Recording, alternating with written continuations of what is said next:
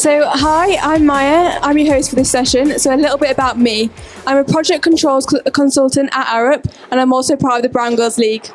The Brown Girls League aims to create a community of like-minded ethnic minority women by providing a platform for personal and professional development. Our mission is to foster a supportive network of ambitious professionals. This session is focused on providing resources and insights to help empower young females, ultimately equipping them with the right skills and mindset to pursue the desired career. So today I am joined by three incredible speakers, Sarah, Saheela and Sam, who will share their varying experiences navigating the corporate world. Today's panel will deep dive into discussion around strategy, success and challenges.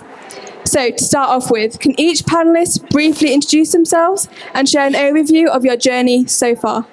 Hello, my name is Sarah Chopda. I'm a first-year solicitor apprentice at Womble Dickinson, and I am currently doing my banking seat. So, Thank you, Sarah. I'm Saheela Mohammed. I am from London. I am a Medtech consultant. I'm actually trained as an engineer myself. So if you have any questions about women in STEM as well, I'm happy to answer it. Hi everyone, my name's Sam. I have been working for many more years than my lovely panellists, but I won't say how many. I have had a varied career across IT, engineering, travel, and currently in financial services. Nice to meet you all. So thank you. Sarah, so you're an apprentice similar to me. How did you come about apprenticeships, and what made you choose an apprenticeship over the traditional university career path? well, my mum actually found the apprenticeship for me. She told me that I should do it because she thought uni wasn't the best for me because it's just all like theory, and you don't get to practice that theory. You just kind of learn it, and then over time you just have to figure out how to do it, even though you don't even know how to apply it, and then you just get a job without actually knowing what to do with the facts you learn. And what I really love about my apprenticeship is that I get to apply the skills that like the theory that I learn in my law degree into my job. So over time I'm learning, say, different things like, say, tort. And while I'm doing that, and I'm doing the work that they give me, the work makes more sense to me. So I can actually apply my theory instead of just learning the theory and not doing anything with it. And I like how it's more hands-on. You're in the workspace, you're in the work field. You get to learn from people around you, partners, associates, and get to work with them on big projects. So I think you have so much more experience. And I really like that fact. Yeah, definitely. I agree too. So Sam and Saheela, this question's mainly aimed at you two. So I'm a planner by occupation, but also by nature. So part of my day-to-day role is I help different clients with strategic planning, but also schedule management. And then just as a person, I'm a planner. So I plan out my day, plan out my week. I've got my 1 year plan, so everything that I want to achieve. And then I've also got my 5 to 10 year plan of some rough points and ideas of what I want to achieve within those 5 to 10 years. So how important is it to have that long-term plan and ambitions, but then also be mindful and be open and be flexible about career advancements? Sure. Should I take a first stab? Yeah. So for me, I think when I started, when I wanted to kind of do engineering, it was always like I wanted to be in a field where I could make positive impact happen. So that was to help people. So for me, when I kind of did my degree in bioengineering, I was like, okay, I had no idea. I was trying to explain it to my parents, my South Asian parents, who knew what an engineer was. They knew what a doctor was. They knew what a lawyer was, but they didn't really understand the concept of being a bioengineer. What does that even mean? What does biomedical engineering mean? What does bioengineering mean? So having to kind of explain that concept to my parents, to my family, that took some time. But when I actually eventually I was able to kind of explain it through, whether it be the dialysis machine that you might see in the hospital or a glucose monitoring device that you might be wearing on your body, that's the kind of technology that I wanted to help make and help other people make to impact people positively. So that was the kind of style of engineering that I wanted to go for, and that helped me to kind of explain it to my parents and my family what I wanted to do. So by doing that, and kind of at that time, like this was about, I'm talking around 2012, 2013, so over 10 years ago, that I had to kind of explain what each of those things meant, because they didn't know about it. So kind of bringing more awareness, bringing more visibility to it helped to kind of get their eyes open a little bit into what that meant. To your question around, how easy is it to kind of have a plan, or, should you have a plan? For me, I have always had an idea, that purpose in life to kind of help people. That's the main kind of overarching theme. Everything else that comes through it, I've moved from industry. I worked for a large medical device company for 5 years, worked my way through the ranks. I wanted to find out a little bit more about factory work, find out a little bit about what the manufacturing floor was like. Did that kind of on-the-shop training to then kind of move up the ranks into senior project engineering, now into consulting, to understand exactly what that experience looked like, to see the people around me. And at the time, I didn't really know where that career was going to go. So right now, I think I had a long term, I wanted to stay in the field. I love medical devices. I love that kind of helping people still. I want to stay within that. But now, how can I now turn my kind of position a little bit? I actually ended up doing an MBA halfway through. And I was like, hold on a minute, doing a business degree, where does that even sit? But I wanted to be able to explain, how can that now impact in the real world through business? How can I now work with the senior leaders in the company to make change happen? So that's how, at the time, it was quite an early decision. I wasn't going to go into business, but now I'm actually in the consulting side through the business route. So it took some time, but kind of having that kind of overarching theme or overarching purpose really helped me kind of make that forward-looking plan. Thank you. So for me personally, I went to university. I did a business IT degree. I thought I wanted to go to IT. It was after I actually qualified as an IT engineer with the British Computer Society that I had a moment of reflection. I found myself being in a hamster wheel. So straight after secondary school, A-levels, university, graduate program, I ticked all the boxes, but I never paused. And actually, it was at the time of pausing, I realised that this just did not interest me. Business and IT was just not ticking my boxes, but I didn't know what was. So my call out really is just be curious. I had time to be curious. And with that, I did some research. I looked at it under industries, specialisms, and started networking. At the time, this just shows my age, we didn't have LinkedIn. So it was literally about using my personal networks with my friends to find out what it is they do and where do they work, etc. And that's how my career has evolved. So I never really started with a purpose. I thought I did, but I didn't. And that's just it. I think nowadays a linear career, it doesn't really exist as much. It's more about having a squiggly pathway, which enables you to adapt to any changes that you have or the environment that you're in. Now, when it comes to meticulous planning, Mia, I think if I could give anyone any advice, I would say write a letter to your future self. Think about where you think you'll be. May not be where you'll end up. Just think, though, where you want to be, and write a letter and think about how you think you're going to get there. Lots of thinking going on. But by having that moment and having that aspiration, that will really help towards formulating your development plan that you control, you manage. And during that journey, you'll be able to meet some incredible people that will sponsor you and be your advocates and be your allies. So if I could rewind time slightly, I think I would have done that and maybe have taken out quite a few of the pain points that I went through. Absolutely, thank you. So 3 very different industries, 3 very different experiences, and 3 very different journeys. What inspired you to pursue a career in your respective field?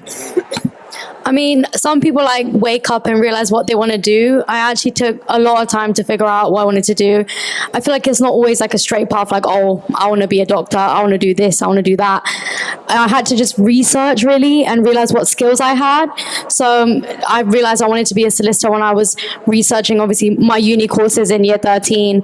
And I realized I had so many skills that aligned to being a solicitor. Like, I really loved problem solving. I really loved just sitting down, thinking about what to do next, figuring stuff out.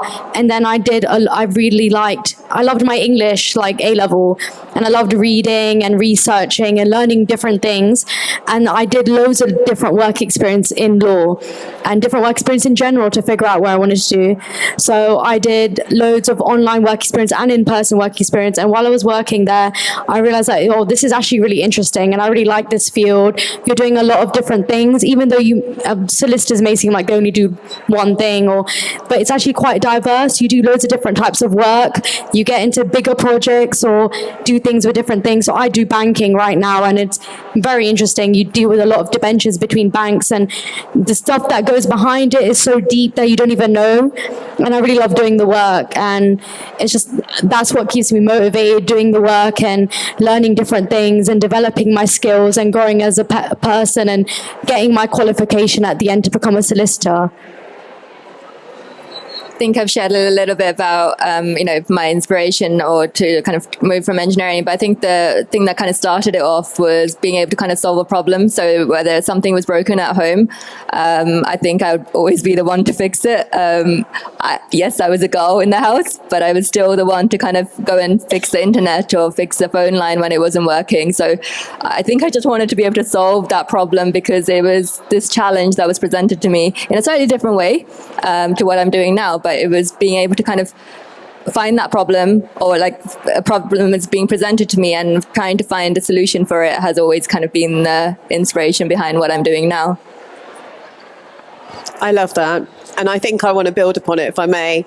So, which also aligns with one of my inspirations of what I do and why I do it, because I think we all need to be really clear on what our purpose is and what impact we have. So one of the, apart from curiosity, which is what I talked about earlier on, the second form of inspiration for me is stewardship. So leaving things better than when you found them. So a bit like you fixing phone lines. In the industries that I've worked in, I've had to sort of helicopter in, work with a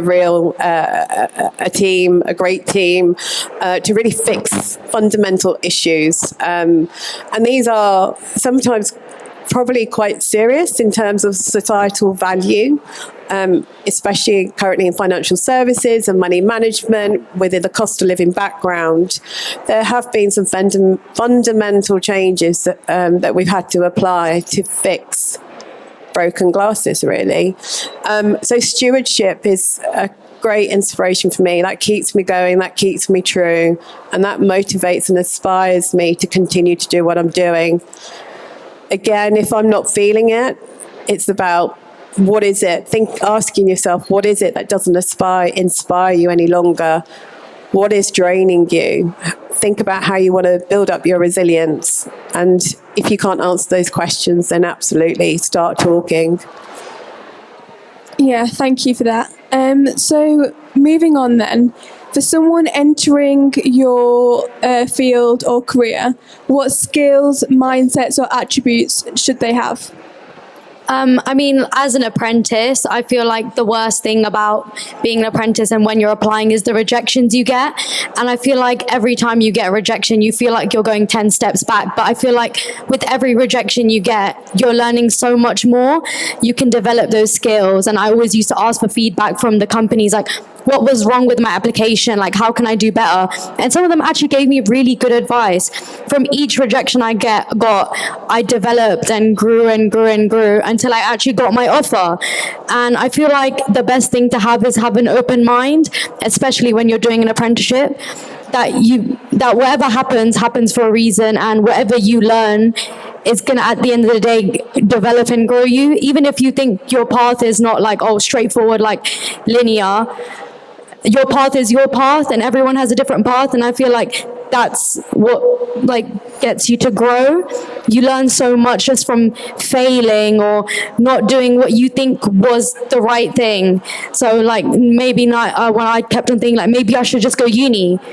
Why should I do that? Like I always question like why? But before all my decisions, I always just think like, why do I want to do this? Why I want to do that? And I'm so happy where I am today because from everything I've experienced, everything I've learned throughout my applications is that I've grown so much just from being rejected and doing all these interviews and meeting so many different people from my work experience, is that you need to just have an open mind and do a lot of research. I think that's the best thing to do, is just research, look into different things. Maybe that career path specifically is not for you, but you can just look for other things and you'll find something at the end of the day that matches with you and your goals and values and personality. Thank you. I think I'm going to build on that a little bit. I think like being open to kind of grow, being open to learning, I think is something that we can all kind of take away from this, right? Being open to kind of see all these different possibilities. You can try them all. Especially when you're kind of in going through that schooling, university, apprenticeship, like you can try all these different things, and even into work, try these different opportunities. It might be a secondment that you've been given, or it might be for me, it was like, okay, did you want to work in a research lab? I tried it for 3 months, decided it was not for me. I could not do the same thing again and again, like pipetting it back and forth again and again. I wanted to be around people. I wanted to be able to communicate with people. I wanted to be able to kind of, again, going back to that kind of solving problems aspect. So being able to be a bit more resilient, having that initiative to go in and speak to different people, find these different opportunities that do exist. There are opportunities everywhere. You just need to be able to network with different people, find these kind of opportunities that you might not straight away, the next person you meet, they might not be able to kind of hold an opportunity. I was just standing there earlier and a lady came to me and went, I'm a part of a charity. Great, what charity are you part of? I lead STEM.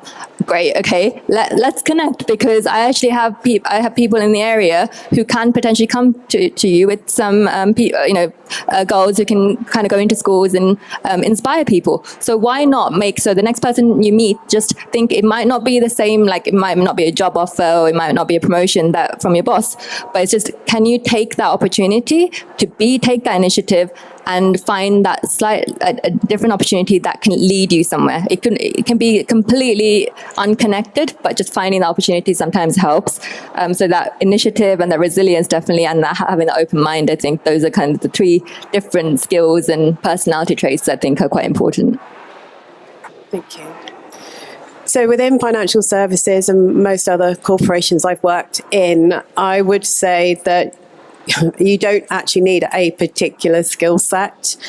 Being such large companies, you can actually move sideways within any discipline, as long as you're showing that you've got the core competencies to hand.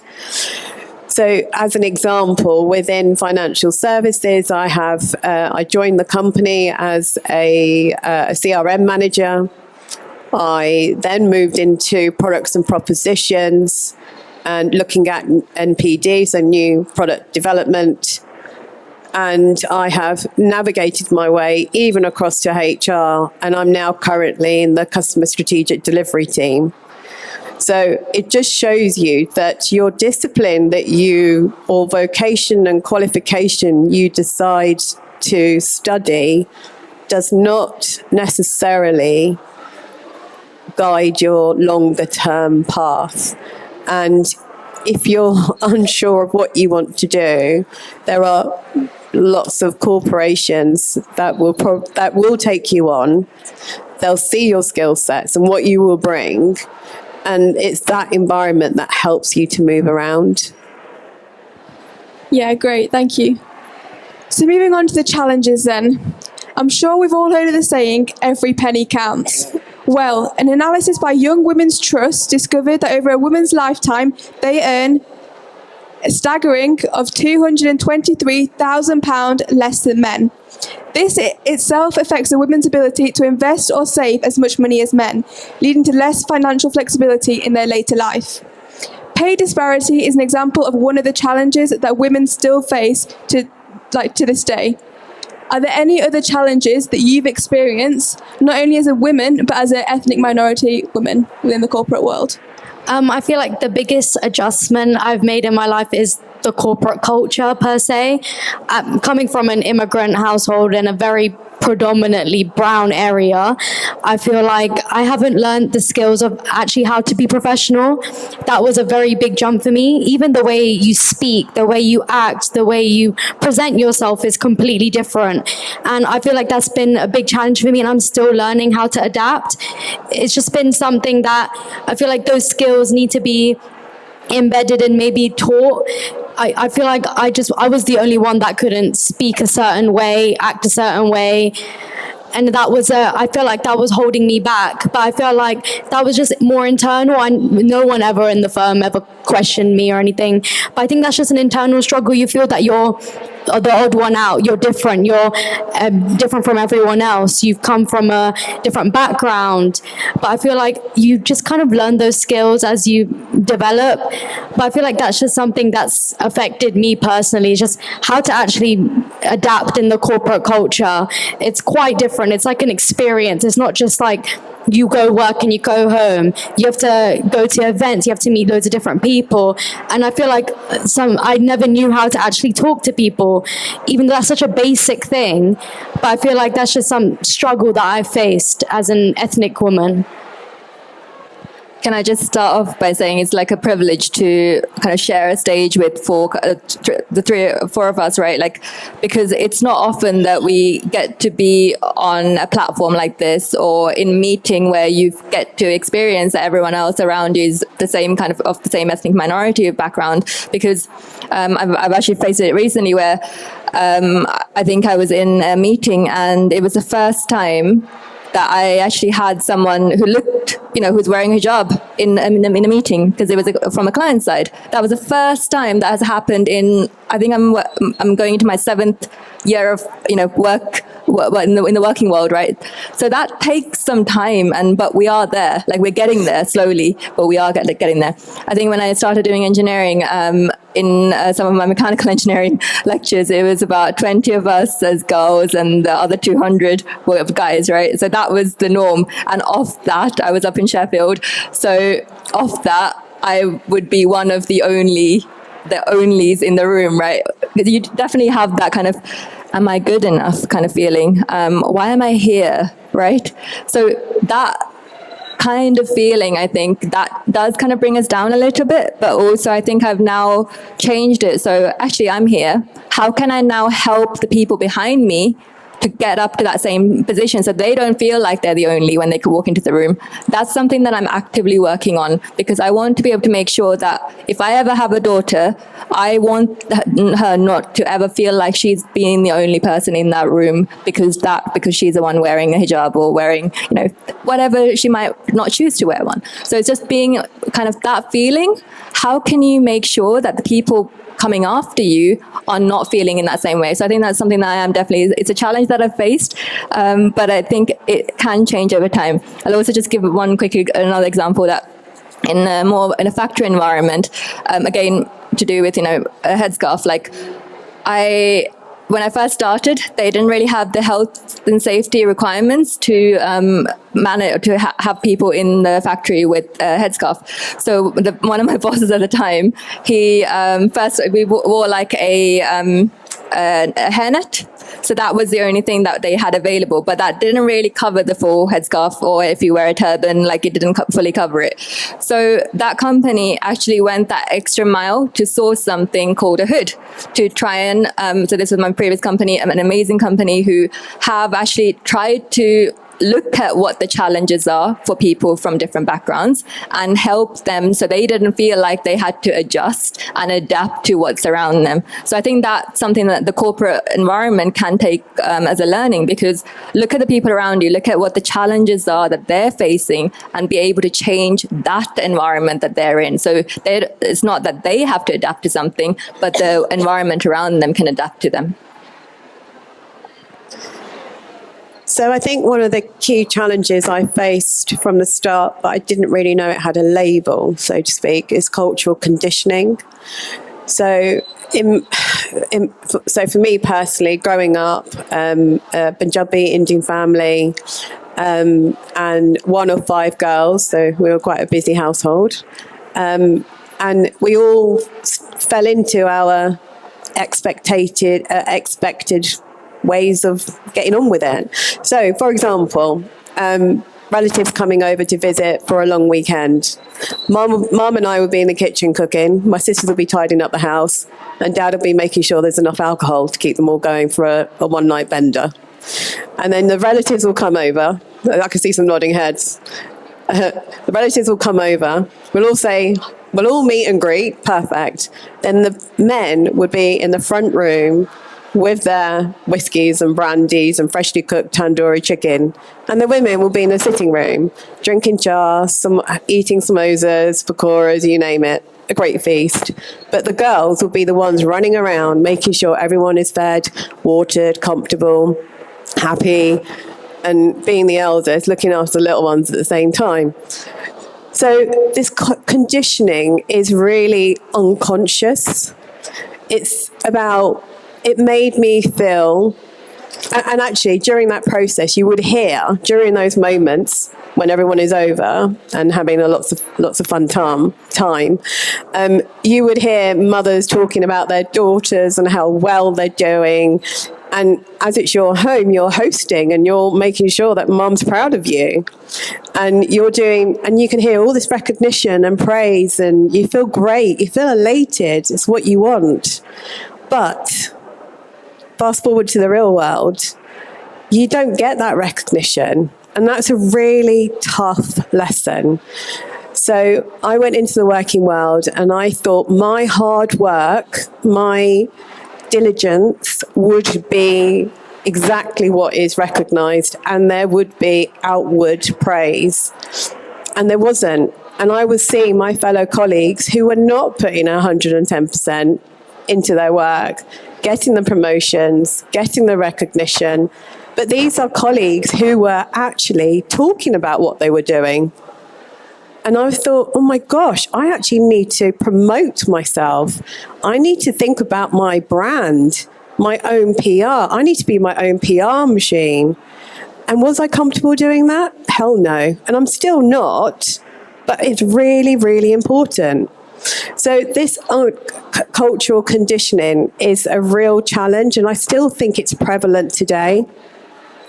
Now, I'm so blessed. I have 2 young daughters, and I am doing my utmost to set an example. And sometimes that means not praising them or thanking them for what they've done.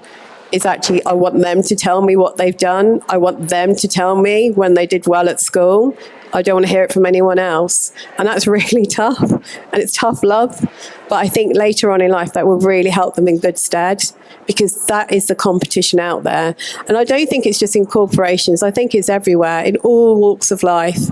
So it's almost like be loud, be proud, and do not be shy, because you are your own PR machine. Absolutely. Just going back to Sarah, corporate culture, how do we break that barrier and how do we increase the integration? I feel like actually having like an honest conversation. I feel like some things are really like taboo, like no one really likes talking about it, likes even approaching the idea of, wait, there's actually different types of people here, like let's actually give them a voice. And I feel like we have to adjust ourselves in jobs more than they have to adjust themselves, and we have to accept how they are, but they can't accept how we are. We've brought up with very different values, very different cultures, everything is different, but they only care about certain things like food, like stuff like that, but not actually like the deep cultural importance of who we are as people. And I feel like actually having those conversations, actually sitting down, instead of just having diversity networks in companies that don't actually do anything and just do some events where they just like talking and then move on. I feel like moving on and brushing things off is how you don't actually grow and develop. You actually have to talk about it continuously, have to bring it up. You can't just forget about it. Otherwise, it's just something that it doesn't matter. It doesn't mean anything.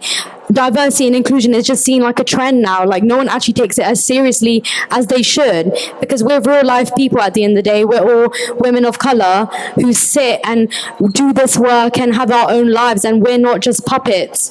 We should be able to express our concerns without being seen as someone or like they're just complaining. We're not complaining, we're addressing issues, and those issues should be discussed and should be talked about without having any stigma behind.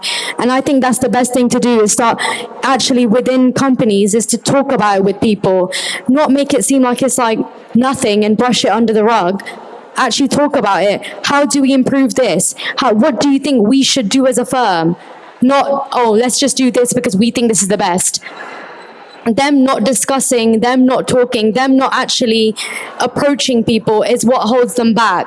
I think the best thing to do is actually talk about it. Like there's so many real life issues that no one actually discusses and just throws it away and just carries on working. But at the end of the day, we have our own lives, and we don't want to adjust our whole personality just to be accepted at work.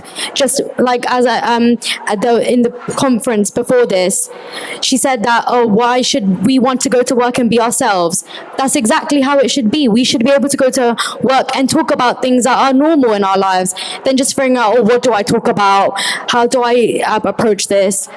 Actually just talking. I feel like people just forget about communication is literally the main form of how you interact with others. And I feel like that's just something that's been watered down. I feel like communication needs to have more emphasis and needs to like be more prevalent, and actually being able to talk to everyone about actual things, not just basic things like, oh, how the weather's so good. Like there's actually things that are in life that actually affect everyone, and I feel like that should be discussed between everyone. And I feel so lucky that I'm in with such powerful women that I don't get to see every day. Like I go to work and it's just like I feel like I'm the odd one out, but it's so nice seeing so many people that, oh, they actually have the same mindset as me. The world actually needs to change, and I feel like that should actually be talked about. Like the world needs to change, people need to change, mindsets need to change. Otherwise we're just going to have to keep adjusting ourselves at work and not feel safe within our colleagues. And you might feel like that internally, and you might just bottle up and explode, because at the end of the day a job is part of your life, and you want to be safe and comfortable and be able to talk about things that might be seen as scary. And I feel like that's scary. Like personally I would feel scared just saying, oh, I don't feel comfortable here. But that shouldn't be scary. That should be something that should be talked about openly. Like I actually feel like this could be changed better, and then I feel like the company should listen and be like, yes, we'll change this.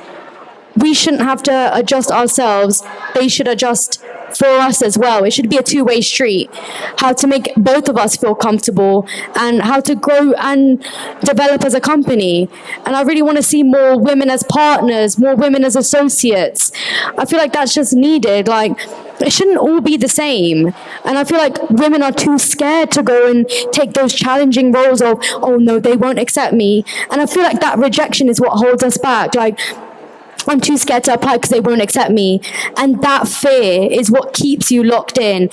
I feel like breaking out that fear, I feel like fear is just the thing that just is the thing at the bottom that creates these problems. You shouldn't be scared to go apply to a job just because you're scared to get rejected. Apply. Whatever happens, you'll learn.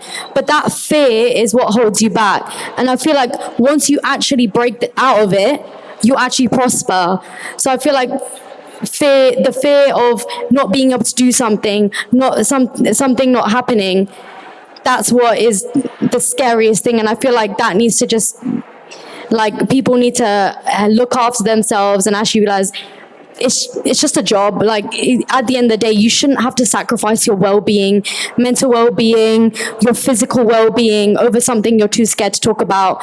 So I feel like things just need to be talked about more. Yeah.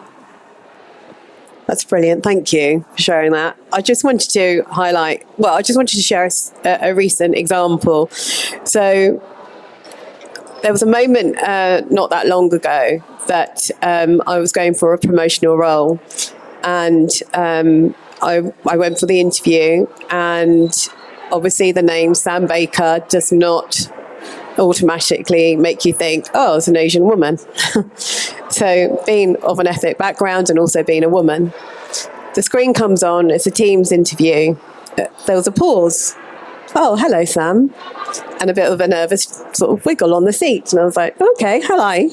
Carried on with the interview, thought I smashed it. I didn't. I asked for constructive feedback, which is really important. And actually, what the feedback sort of told us, myself and the HR partner, there was a lot more there was more that wasn't said. It was what wasn't said that was more important rather than the rubbish feedback that I did have, because it wasn't really relevant. However, it became a bit of a niggle. It didn't sit right with me. I did finally secure a great role and moved on. And after moving into a senior role, after 3 months, the niggle returned. And I thought, I need to do something here. There's something bothering me. And it was that interview experience, which just did not feel right. So I sort of sat back and thought, where are the women that look like me in senior roles? Now, I'm talking about a corporation in the UK that has a footprint of thousands. And I could only think of 2. And I've been in this organisation for 15 years. And I thought that said volumes. So I pulled together, I thought about what I want to do, what was my impact, my purpose, and I thought I can do something here. And this is when I think we have absolute control to do something. So, companies should recognise that it's a two-way street. And rather than talk the talk, actions speak louder than words. But sometimes they need a guiding hand. And I had an example, and I needed to face it. And like I said, I've got 2 daughters, and I never want them to be in an environment where they have to reflect and go, where are the women that look like me? That's not right, especially in this day and age as well. So it's a bit of a sisterhood I've created. Started off with the 5 of us, and now there's about 15 of us. And they are Asian women in the UK in senior roles who have all got a shared experience, a lived-in experience, which is quite sad, but it's the reality of it. And we now have an opportunity, not to change the world, because we can't do that, but just to change the environment that we're in and really make a difference. And data is so powerful. So we've looked at data, D&I data, we've scrutinised it. We've actually highlighted some gaps in some of the data itself. And it's really coming on. So, yes, it's frustrating being a woman and then a woman of colour, but you have a choice. You either do something about it or you don't. And I think powerfully together, it's a great thing. Thank you for sharing some of the challenges you have experienced. I'd now like to move on to the opportunities. In today's ever-evolving world, technology advancements are driving innovation and are shaping the way we live, work, and connect with people. How can technology and online platforms be leveraged to help career progression? Sure, I can take this one quickly. So we've all heard about AI, we've heard about digital transformation in the world around us. I think technology is quite powerful, but it needs the right amount of data. It needs the right data in there for it to kind of output the right result.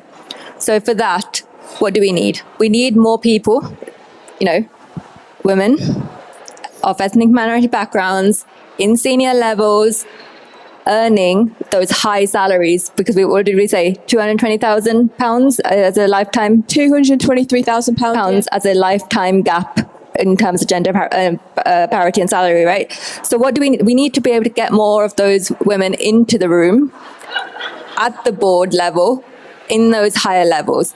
So I think that to do that, I like the idea of this kind of organized set, or a group of women coming together with that kind of same shared experience. That's important, because at the end of the day, historically, a lot of these kind of changes have been made because of these organized meetings, organized kind of shared experiences, people coming together to make change happen. And I think that's important. That still stands true. And actually, women are more powerful when we do that, when we come together as a collective to say, hey, we're not happy. We have a voice and we want it to be heard. So I think that shared experience, so for example, the Brown Girls League is one of them. It can be a women's network at your work or workplace or charity that you might be working for. So all of those kind of areas and groups are very important to kind of make that change happen. And from a technology perspective, I think we need to do more from a recruitment perspective to, okay, technology will again happen as long as you give it the numbers, as long as you give the data. So are we targeting the right areas? Are we targeting those universities, schools, early kind of like communities where there might be a higher proportion of ethnic minority people in that area? So are we actually targeting them, or are we actually going after some of the higher, more well-known institutions? I think being able to purposely target some of those areas would help in bringing some of those numbers up over time. From a recruitment perspective, I think I don't know if anyone's heard of the dangers of kind of AI in recruiting. So sometimes if, they generally depends on, again, what data you put in, they're biasing towards the average, person rather than, or average white male in a way, more than others. So it's like that kind of, if we don't have the right data being put in, and for that you need real data, it's going to take some time. Unfortunately, it will take another generation maybe to make that impact happen, but I'm hoping that we can get to that level of equality in some way or form. I'm going to give an example from engineering. I think when I first started studying, it was around 9%. We're at 16% of women engineers in the UK now. So that change can happen, and it will happen, but it will take some time to happen. I also wanted to share that yesterday, today's International Women's Day. We're here for that inspiring inclusion. How can we make that happen? In my community, in my workplace, as a ZS, it's a consulting firm, but we also recognize that at some of the higher levels that, over time, there's a bit of a leaky pipeline over time. Women are leaving roles, women are leaving more senior roles because of other responsibilities. So over time, we've seen that there is a need to bring together a women's kind of group. So we've got the Women as ZS kind of team established. That team, I have to say, yesterday's event that we hosted for International Women's Day, that encouraged people to come into the room that we've never seen in the room before, because it was targeted as like a speed networking event. We ran it. There was around 12 to 20 men in the room. It was actually where we got to share different experiences. So we did a kind of an example of, imagine a time that you might have seen this. What would you do as an ally? How would that person had felt when you were in that situation? So again, to be able to kind of communicate and speak about these different experiences, because we might be aware of them, but not everyone in the room or not everyone in that meeting might be aware of those same experiences. So being able to kind of talk about it in different settings like that really does help. So whether it be a role play exercise, speed networking exercise, bringing those people together really does help. I know we're sort of done with timing, but if you have got any questions, feel free to reach out on LinkedIn and just drop us a message. Thank you.